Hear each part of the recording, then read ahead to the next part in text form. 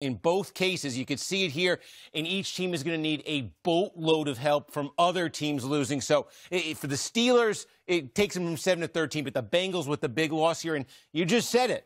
The big winners, the team we're about to watch, the Buffalo Bills, because now the Bills don't need any help. Win 3, they're in the playoffs, no questions asked. And the way they're playing, it looks like that might be easy for them. We'll talk about them more in a second here. I think this is a result for the Pittsburgh Steelers. Not a whole lot of people saw it coming. Some people saw it coming. Yeah, I mean, you're wise. Take it. In case you forgot. Beginner's luck. But the story's coming in. Mason Rudolph getting the start by Mike Tomlin, wanted to shake things up, and George Pickens, a lack of effort last week. They both stepped up in this one. Big time step up. I mean, the last 3 weeks we kept going, well, the Steelers are turning around, and it was like, wow, it's just bad football across the board. But right from the get-go, second play of the game, this guy was man-to-man a lot today.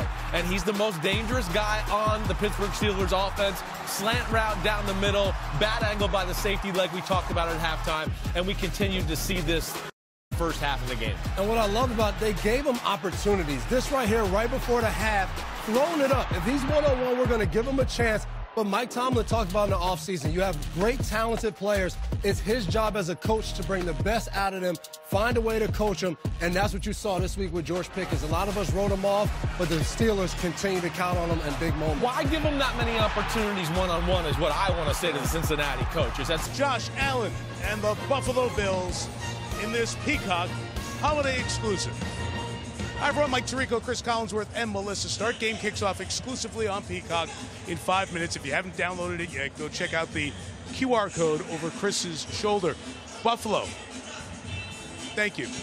Buffalo 8-6, Chris. They won 3 of their last 4. They beat Kansas City and Dallas, and now with the Bengals loss, they control their path to the playoffs. They could be the most dangerous team in the AFC if they get in. Why are they playing this way? I think Joe Brady, when he took over as the offensive coordinator, changed a few things. They ran Dallas into submission a week ago. James Cook came out as one of the stars of the league after that game.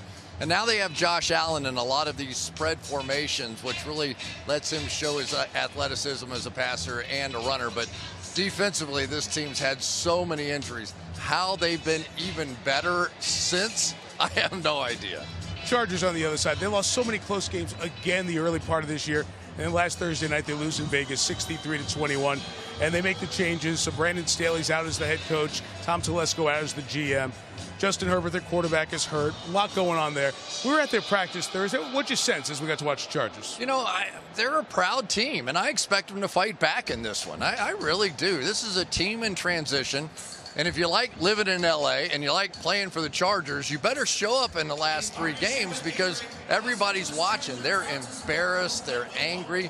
And I think they're dangerous for the Bills. And they have a new head coach. For more on the interim man in charge, we go down to Melissa Stark. Hi, Mike. Gift Smith took over this role 8 days ago. The 55-year-old has been with the Chargers for 8 seasons, most recently as their outside linebacker coach. And even though he hasn't ever been a head coach, he has drawn praise across the organization for his leadership. I asked linebacker Khalil Mack about Smith, and he said he's a straight shooter. There's no sugarcoating anything he says, and we need that honesty. Smith told his players, you have a clean slate. You're being judged off these last 3 games. Nothing that happened before matters. And he was quick to tell us, we're not looking to give rookies reps. Ownership really wants us to win these remaining games. I talked to him just a few minutes ago, and he said, now that I'm back on the field, this is my comfort zone. All I have to do is coach. There is one thing that's making him nervous, though. His 17-year-old daughter, Ava, she said, Dad, they're giving you the challenge flag. Just don't mess it up. There's the best advice you got all week. And the Chargers are still mathematically alive in the AFC. 5-9. They must win the rest of their games and get a ton of help. Time now for the national anthem here in Los Angeles. This reception, you score 8 free wings when you buy 8 wings from Jolene's Wings and Beer.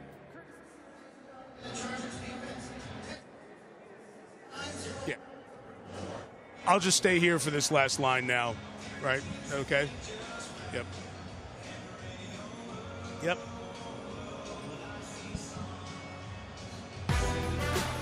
Well, for those watching on NBC, up next, it's John Cryer's return to television in the new comedy Extended Family. And on Peacock, we're about a minute away from the NFL Holiday Exclusive. Essentially a must-win for the Bills, taking on the Chargers exclusively on Peacock.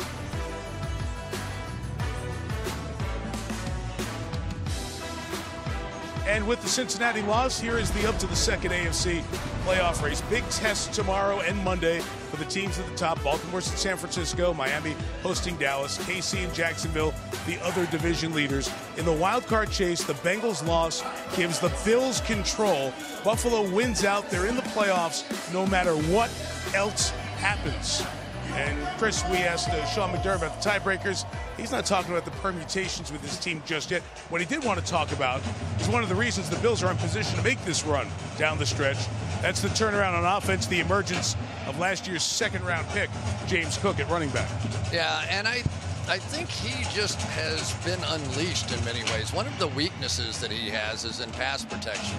Yeah, when they go with these spread formations, basically now he's a runner and a receiver. And if that's all he has to do, you have problems on defense. So the fact that you've got Josh Allen who can run the football sort of takes care of that element of it and allows him to go out and be a real dynamic playmaker. We got a 1-2 combo there in the backfield. Speaking of 1-2 combos, firing up the crowd before the game. Sarah Hughes, Kelly Chang, maybe, maybe not. Southern California natives, USC teammates, one of the top beach volleyball duos in the world. Gold medal contenders for the Paris Olympics 31 weeks from now. And Chris will be there with us.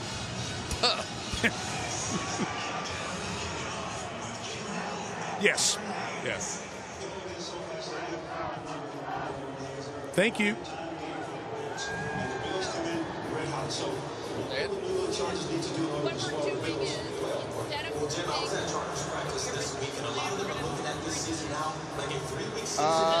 No brainer. It's fine. No issue. Like you mentioned, they're still fighting for playoff spot as well. So it's time for the Chargers to spoil play together.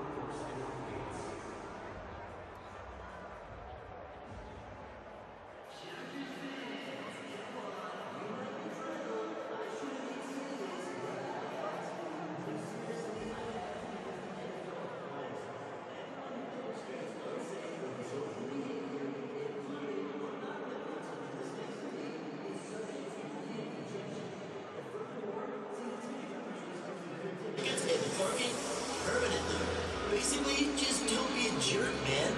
If you see something, say something. Locate nearest guest service representative or text assist me to 69050. Okay, glad that's over. All right, listen up and look at the infinity screen. Unauthorized transmission of accounts or descriptions of the game, including play-by-play data, is strictly prohibited.